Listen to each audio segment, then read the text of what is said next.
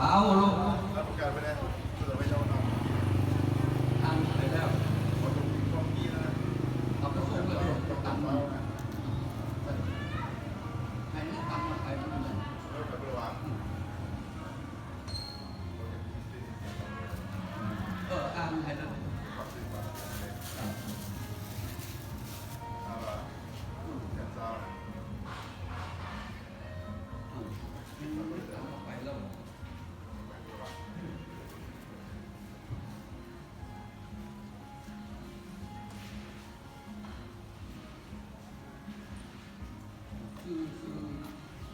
ปอกตีคล้องได้ปอก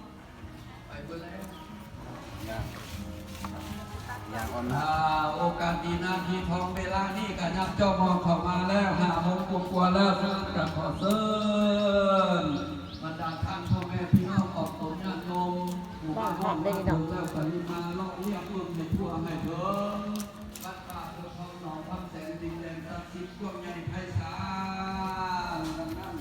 ขอเชิญบรรดาท่านพ่อแม่พี่น้องทุกภาคทุกส่วนทุกท่านทุกคนเวลานี้กระแดดลุกแล้วฉะนั้นก็ขอส่วนเชิญบรรดาท่านพ่อแม่พี่น้องมาฮอดแล้วก็ขอเชิญมากราบมาไหว้ผู้สุขผู้ศรีเจ้าที่เจ้าฐาน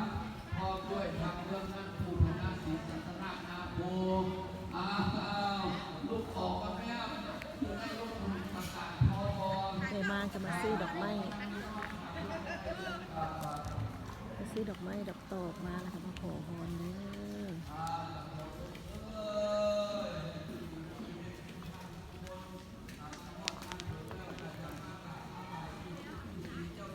พญานาคเป็นเอามาเป็นเงินต้นแข่งนี่แหละคำว่าเสียง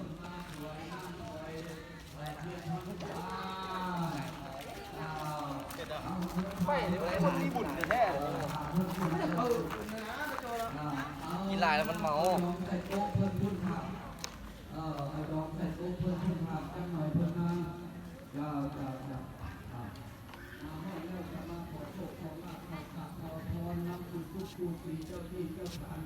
สุกูสีเด้อ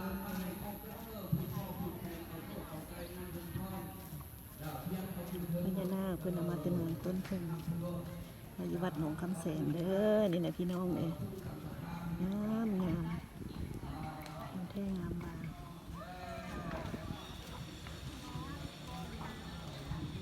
เป็นรูปหนอง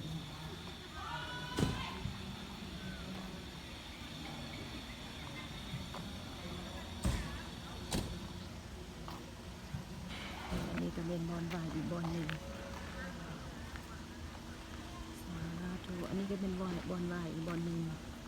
1 2 3 บอล4 บอลเป็นวายน้ำมาพี่น้องเลยมองคำแสงเด้อผู้ใดได้มาชมมาเที่ยว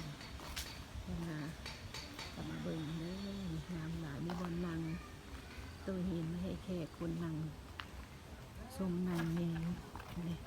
เพิ่นก็ยังสร้างมาแล้วเธอยังมีกรรมกรเห็ดสร้างอีกอยู่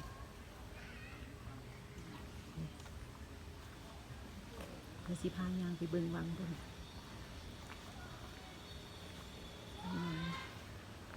วังพญานาควังเพิ่นทางไปวังเพิ่นเด้อนี่พี่น้องเอ้ย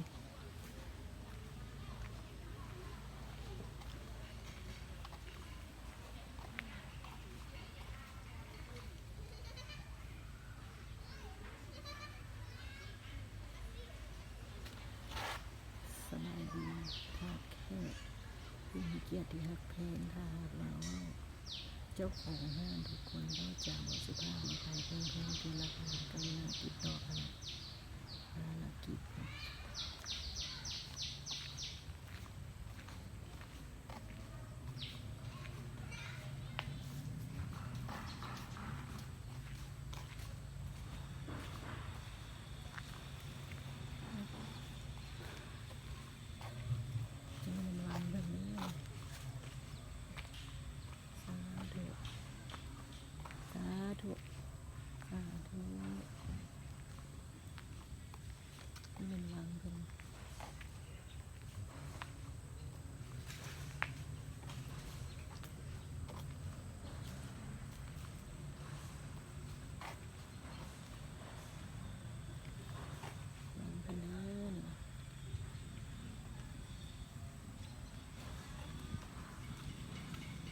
หลายงามหลาย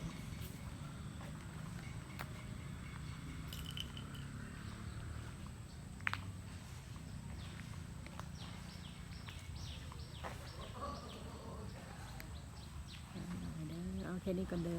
อ